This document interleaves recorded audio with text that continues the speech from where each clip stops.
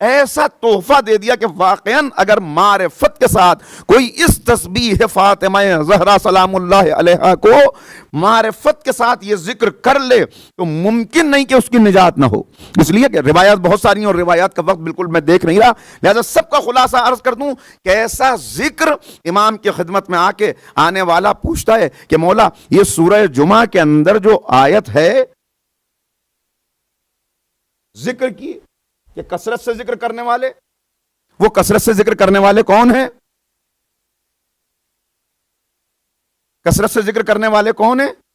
کیسے کثرت سے ذکر کیا جائے، اللہ کا ذکر کیسے کیا جائے کہ اس کثرت سے ذکر کرنے والی آیت پر عمل ہو جائے. متوجہ ہے نا؟ کیسے اس پہ عمل ہو جائے، اللہ کا کس انداز سے ذکر کریں؟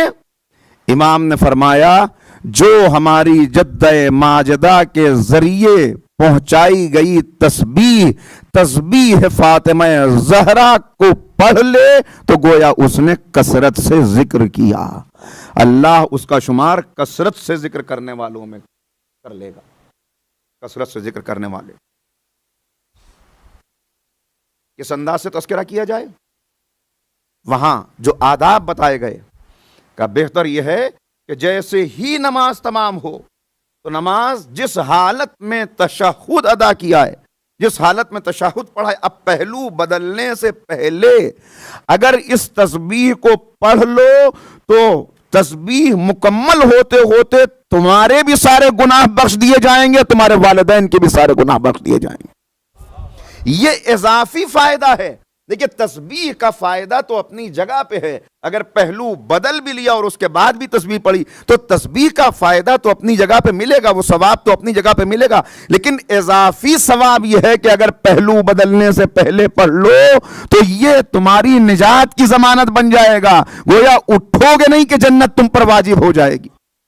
یہ تسبیح، یہ تحفہ، ایسا تحفہ مل جائے کسی کا، یہ تتمہ نماز ہے.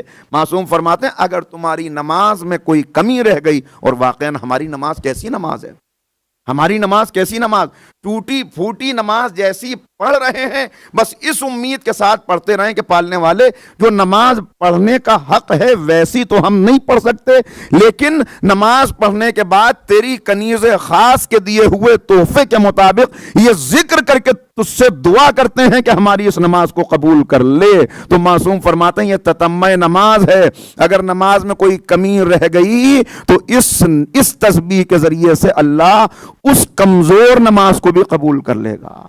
لہذا کیا تحفہ ہے جو دیا.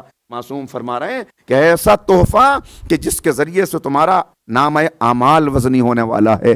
ایسا تحفہ کہ تم 100 مرتبہ ذکر کرو اور 100 مرتبہ کے ذکر کو 1000 مرتبہ رقم کیا جائے تمہارے نام اعمال میں. ایسا تحفہ کہ دن میں 5 مرتبہ اگر واجب نمازوں کے بعد تم نے 500 مرتبہ یہ ذکر کیا تو تم کثرت سے ذکر کرنے والے شمار ہو جاؤ.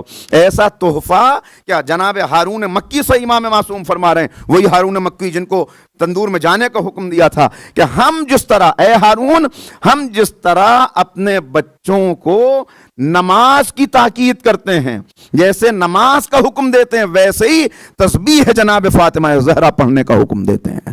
لہذا تم بھی اس وظیفے کو حرز جاں بنا لو، تم بھی یہ وظیفہ اپنے لیے مخصوص کر لو، اس لیے کہ یہ بدبختی سے بچانے والا اور جہنم سے نجات دلانے والا وظیفہ ہے. ذرا صلوات تو پڑھیں محمد و آل محمد پر.